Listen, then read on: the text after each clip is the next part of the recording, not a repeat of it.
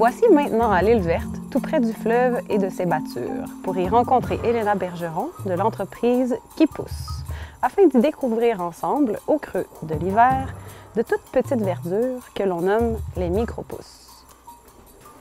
Allô Elena! Allô! Merci de nous recevoir dans ton laboratoire vivant, Bienvenue. en plein milieu de l'hiver. Bon, là, dis-moi tout.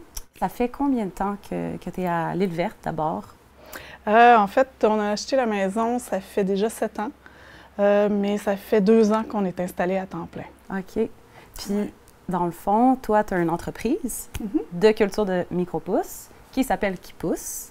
Puis, ça fait combien de temps que ça existe, cette entreprise-là? Qui Pousse est né l'année passée, à peu près, ça fait un peu moins d'1 an, en fait, à la fin de l'hiver passé.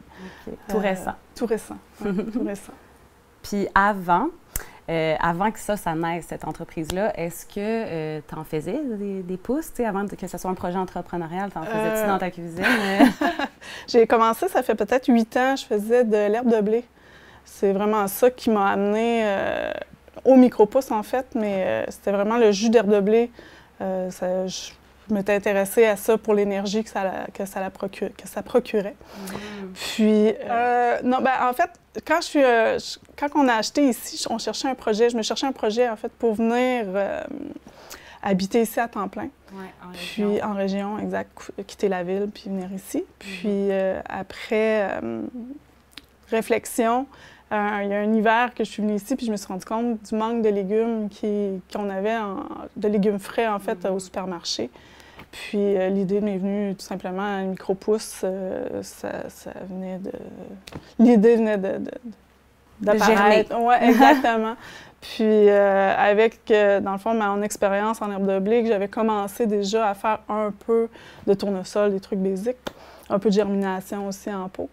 Fait que là, j'ai décidé que c'était mon projet.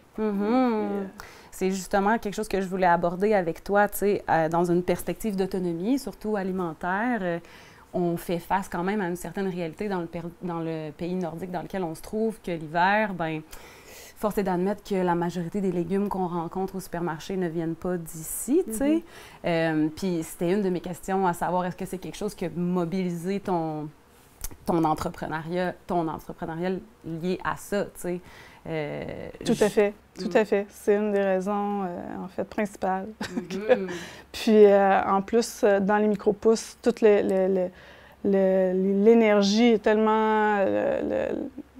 en fait, l'apport nutritionnel, vitamines, tout ça est tellement plus puissant que ça n'en prend pas autant qu'un légume mature. Puis, on retrouve vraiment beaucoup plus de vitamines. Vitamines, minéraux, enzymes. Ouais. En fait, c'est que c'est le bébé plante qui contient tout le potentiel de la plante en devenir, toutes ses parties, tu sais, sa racine, ses feuilles. Puis, où on peut se procurer tes produits? Présentement, je suis à Trois-Pistoles, à Boucherie Centre-Ville. Après ça, à Rivière-du-Loup, j'ai la Boucherie Bégin aussi, où on peut le trouver. Avec aussi Racine Boulangerie Fermière aussi, qui sont sur leur... je suis sur leur liste là, de choses qu'on peut trouver sur leur liste d'achat, en fait. Oui, c'est ça. Eux, c'est des commandes en ligne. En ligne, exact. Puis, il y a aussi le marché des biens à Kakuna aussi. OK. Fait que pas nécessairement dans les épiceries grands marchés. Non, ça... En fait, c'est intéressant, sauf que pour l'instant, ça facilite en fait de garder aussi la fraîcheur.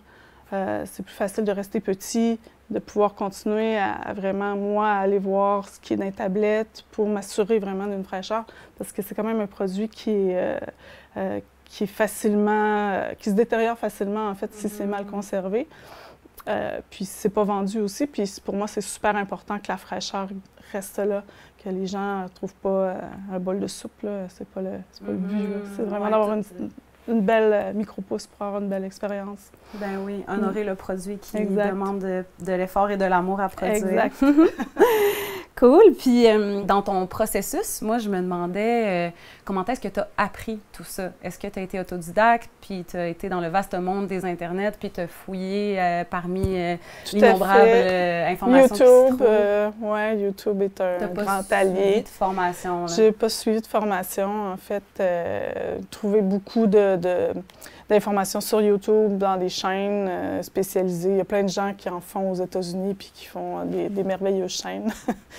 Puis ils font plein de tutos. Sinon, des livres, quelques livres. Puis aussi, poser beaucoup de questions sur des groupes sur les réseaux sociaux, comme il y a Micro Pouce Passion sur Facebook, entre autres, qui me vient en tête, mais il y en a beaucoup. Juste taper Micro-pouce sur Facebook, puis on tombe sur plein de... Il y en a plein. Il y en a plein. Okay. Essai à erreur aussi, hein, une fois, ça c'est la meilleure... Dans l'expérimentation. Exactement, c'est la meilleure façon. Toujours là que les réponses y sont. Puis je vois qu'il y a un livre ici, c'est... oui, un petit livre ici, Donny Green. Donny Green, c'est un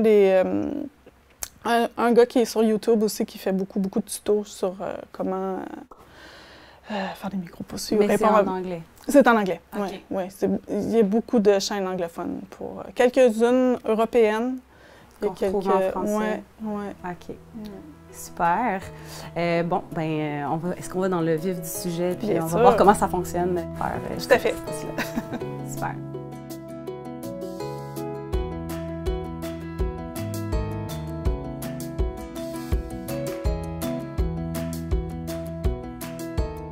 Wow!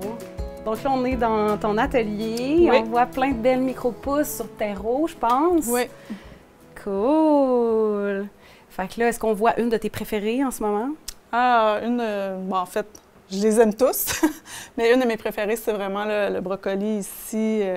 C'est vraiment côté nutritionnel. Ouais, côté nutritionnel, c'est une des meilleures. Moi, en fait, c'est une de mes préférées. Même au goût, c'est pas le même goût qu'un brocoli mature. C'est un peu plus délicat, mais c'est vraiment bon. En smoothie, n'importe où. Ah ouais, hein, dans des salades. Dans des salades, vraiment sur des œufs, des pâtes, n'importe où en fait. Partout. Partout. Faut juste pas que ça cuise.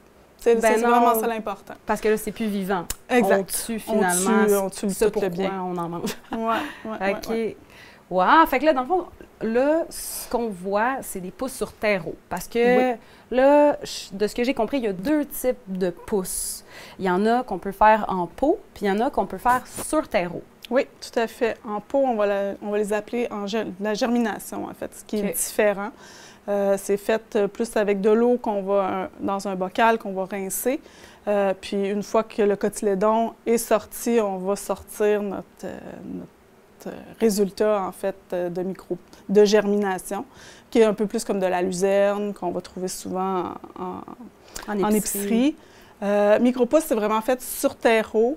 Fait qu'on amène la plante un peu plus mature, en fait, qu'en germination. Pour les effets, pour les propriétés, en fait, c'est pas mal similaire. Peut-être un peu plus de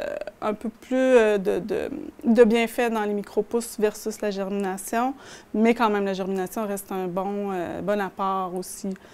Et plus simple. Et beaucoup plus simple, mais il faut juste faire attention parce que c'est plus porteur de maladies. Vu que c'est dans un contenant, souvent il faut vraiment bien rincer. Puis quand c'est terminé, il faut vraiment les sortir, les nettoyer, puis bien les entreposer. Au réfrigérateur. Au réfrigérateur, parce que c'est plus problématique au niveau de bactéries. De la salubrité. Exactement. Je pense que la salmonelle. Oui, qui pourrait se développer. Que la micro-pousse, c'est coupé, c'est sur terreau, fait que c'est moins... ça peut être plus la terre qui amène un problème, mais souvent c'est nettoyé, puis... Réfrigéré, c'est toujours réfrigéré. Oui. Puis les cotylédons, tu disais tantôt, ça, c'est les deux premières feuilles. Voilà, c'est vraiment les deux premières feuilles. C'est sûr qu'après ça, il y a la première feuille. Certaines micro-pousses, on va attendre que la première feuille sorte, surtout au niveau des aromates, qui est comme le coriandre. Coriandre, excusez. La coriandre, souvent, on va attendre que la première feuille sorte, mais sinon, on coupe vraiment au cotylédon. Parce que c'est trop tard. C'est trop tard. Ben, c'est que ça va devenir plus amer. Souvent, ça va détériorer le goût un petit peu. Ça dépend, tu sais, c'est ça. Quand c'est un aromate, des fois, on veut avoir plus de puissance dans le goût, comme peut-être le basilic, on va attendre une feuille, mais quand, au niveau du brocoli ou tout ça, ça devient des fois un peu plus amer. Le fait que la première feuille sorte, puis plus fibreux aussi, j'imagine. Tout dépendamment comme le pois, s'il devient trop grand, aussi, ça devient plus fibreux. Tournesol, aussitôt que la feuille sort aussi, ça devient plus amer. Oui. C'est moins agréable. Fait qu'il faut les surveiller, nos petits pousses. Oui, il faut les surveiller, il ne faut pas pas les laisser tomber. Ils ont besoin de notre aide. Voilà. Puis, pour produire des micro-pousses sur terreau, je pense qu'il y a certains facteurs là, à tenir en compte pour une réussite. Parce que là, bon, ici, on est dans un sous-sol, on n'est pas fenestré plein sud. Il n'y a pas une lumière naturelle qui rentre, j'imagine, qui est suffisante. C'est sûr que ça peut se faire sur le rebord d'une fenêtre. Là. Monsieur, madame, tout le monde peut réussir à faire sur un rebord d'une fenêtre, mais c'est sûr que c'est pas l'idéal. Ils vont manquer de soleil. Oui, de lumière, mais ça se fait. S'il n'y a pas d'autre choix, c'est pas non plus... vous pouvez y arriver. Sinon, une petite lumière de culture, c'est toujours le fun à avoir, en fait, même pour partir des semis pour le jardin. Mais sinon, une lumière de culture qu'on trouve dans toutes les quincailleries, magasins hydroponiques et compagnie. Exact. Puis c'est sûr, un petit peu de ventilation. Ici, on a mis des ventilateurs d'ordinateur, mais ça peut être juste une fan dans la pièce qui fait bouger de l'air. L'important, c'est qu'il y ait juste un air qui bouge un peu. Et encore là, dans une maison, sur le bord d'une fenêtre, je veux dire, si la maison est bien aérée ou tout ça, c'est pas... Si on fait des petites quantités, ça peut très bien fonctionner. C'est pas problématique. Des problèmes de moisissure. Parce que, tu sais, dans le fond, ils sont vraiment condensés, là. Oui, c'est très rapproché. C'est pour ça qu'on met une ventilation. Mais on veut pas que ce soit direct dessus. On veut juste que l'air bouge dans la pièce. Pour éviter les problèmes de moisissure. Voilà. Puis le terreau sur lequel on met les semences, c'est terreau à semis. Terreau à semis, c'est sûr d'une bonne qualité, idéalement bio. Mais ça, vous allez en pépinière, la même chose. Vous trouvez un bon terreau à semis, n'importe quel. Puis aussi, ça m'amène à une autre question que je me posais, c'est est-ce qu'on peut faire des micro-pousses avec n'importe quoi? Est-ce qu'il y a des choses qui ne se mangent pas en micro-pousses? C'est sûr que tomates, poivrons, non. Mais au niveau, là, il y a à peu près au-dessus de 300 variétés qu'on peut faire en micro-pousses. C'est sûr qu'il faut trouver les bonnes semences. Comme le tournesol, n'allez pas prendre les semences pour oiseaux, là, des graines de tournesol qu'on achète ou bien même à la limite, je dirais, les graines qu'on achète pour le jardin, plus ou moins. Il faut vraiment aller trouver des semences qui sont appropriées pour les micro-pousses, qui ont été assainies, en fait, pour pouvoir... parce que vu qu'on coupe la plante vraiment à son plus jeune âge, bien, on veut que la graine soit le plus saine possible. Fait que souvent, il y a les compagnies qui sont spécialisées pour de la semence en micro-pousses. C'est important. Je pense que c'est important d'aller chercher ça. Puis pour revenir à ta question sur les sortes, sinon, oui, toutes les aromates, puis la majorité des légumes, les légumes racines, il n'y a pas vraiment... C'est plus comme tomates ou poivrons, des trucs en plant, aubergines, ces choses-là. On n'aura pas idée à les conseiller. Les solanacées, les plantes de la famille des solanacées. Aubergines, tomates, patates. Exact. Fait qu'on va surtout y aller avec des aromates. Aromates, brocolis, betteraves, pois, carottes. Carottes, la fan, la carotte se mange. C'est un petit peu plus difficile, par exemple, à produire. Mais pour chez soi, là, pour commencer, tournesol, pois, c'est facile, puis ça se pousse bien. Brocoli, ça pousse bien. Est-ce qu'on doit faire tremper les semences avant? Ça dépend des variétés. Il y a des variétés que oui, il y a des variétés que non. Je dirais que plus la graine est grosse, oui. Quand la semence est grosse, oui. Mais quand c'est petit, non. Vous allez trop, une fois qu'on... Ça va tout coller. Oui, exact. C'est difficile à manipuler après ça. Donc, y a-t-il une façon de le savoir? Est-ce qu'on fait notre germination en pot avec ces semences-là ou celles-là, je vais décider finalement de les faire sur terreau? Y a-t-il comme une règle d'or ou c'est vraiment l'expérimentation? Bien, c'est sûr qu'on va plus faire avec des petites semences de la germination. Puis souvent, la germination, il y a des beaux mix qui se font, qui se vendent là, dans les produits, dans les magasins de produits naturels, souvent Rachel Berry. Je sais qu'à Rivière-du-Loup, il y a le VRAC aussi qui vient de faire entrer le Mums, qui est une belle compagnie, là, qui ont plein de variétés. Puis, il doit y avoir des indications aussi sur les sacs qui déjà aident le consommateur à dire oui, ça c'est mieux sur terreau ou c'est mieux en pot. J'ai jamais fait de germination avec du tournesol ou du pois, mais certaines se font surtout sur terreau. Exact, exact. Donc, la plupart des informations, on les trouve sur les emballages, parce que je sais qu'il y a des semences en fonction de la grosseur de la semence qu'on va semer sur le dessus du terreau parce qu'ils ont besoin de lumière pour germer, d'autres qu'on va semer sous la terre parce qu'ils ont besoin justement de noirceur pour germer. Ça, j'imagine que c'est pas probablement indiqué ou essai-erreur. Exact, ou aller faire des recherches justement au niveau sur les Internet, merveilleux monde d'Internet. On trouve une panoplie d'informations. Oui, c'est une Bible, la nouvelle Bible. Donc, si on résume, c'est de la lumière suffisante. Hein? Je pense que c'est quoi? C'est un 5-6 heures de lumière par jour minimum? Ah, minimum, même c'est idéalement, c'est jusqu'à 17 heures de lumière par jour. Sauf que si vous mettez des lumières, vous pouvez y aller jusqu'à une dizaine d'heures par jour, ça va être correct. Là. OK. Bien, un endroit bien aéré. Bien aéré. C'est une température idéale? Bon, c'est sûr que 20. Autour de 20 degrés 20 Celsius. En montant. Humidité, mais tu sais, ça, c'est toutes des choses que si vous en faites en gros volume, si vous en faites pour chez vous, je veux dire, si c'est confortable chez vous, ça va être confortable pour... Les semences, ils vont germer. Là, ça va réimiter le printemps dans notre salon. C'est correct. Là, c'est pas... OK. Vous n'avez pas besoin d'être jardin botanique. Puis, pour éviter les moisissures, j'ai déjà entendu un truc, advenant le cas où ça l'arriverait, étant donné que les petites pousses sont super rapprochées dans un même plateau. Est-ce que tu as déjà essayé ça, toi, de vaporiser en arrosant avec de la cannelle, je pense? Non, pas de la cannelle, mais en fait, plus peut-être du vinaigre, un peu de vinaigre dans ton eau, un peu de peroxyde alimentaire aussi, ça peut aider. À ce qu'il n'y ait pas de maladies fongiques qui se développent. Oui. Puis on arrose à tous les jours. Mais il ne faut pas en mettre trop, parce que sinon, ça peut faire l'effet inverse. Là. Ça peut faire mourir la plante. Mais un peu d'eau dans du vinaigre, puis ça peut...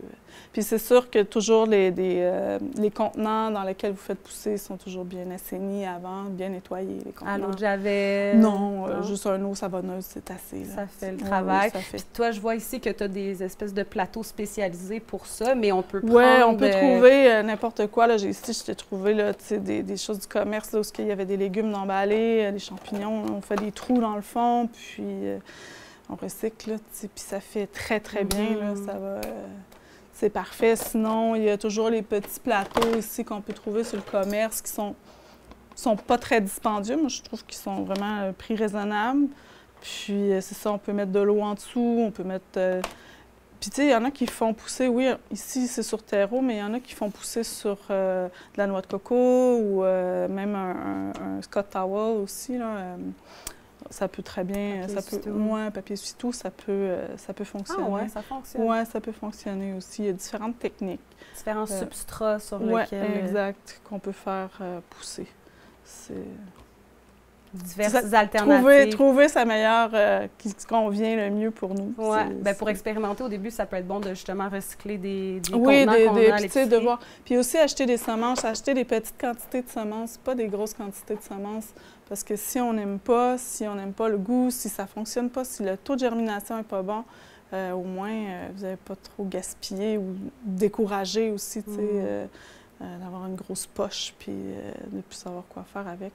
Acheter des petites quantités, bien entreposer aussi les semences au réfrigérateur, c'est possible. Parce qu'elles perdent leur pouvoir germinatif après un certain temps. Exact. Ça diminue. C'est sûr que c'est... Je ne sais pas si ça va être significatif, mais c'est sûr que mieux on les conserve, mieux on risque d'avoir des meilleurs résultats. Donc, dans la mesure où on voudrait, là, en tant que néophyte, commencer par faire des germinations, je pense que c'est plus simple d'essayer des germinations en pot qu'en terreau pour commencer. Oui, tout à fait. Donc, j'ai le goût de te dire, on s'en va-tu en faire? Bien sûr, bien sûr. Allons-y.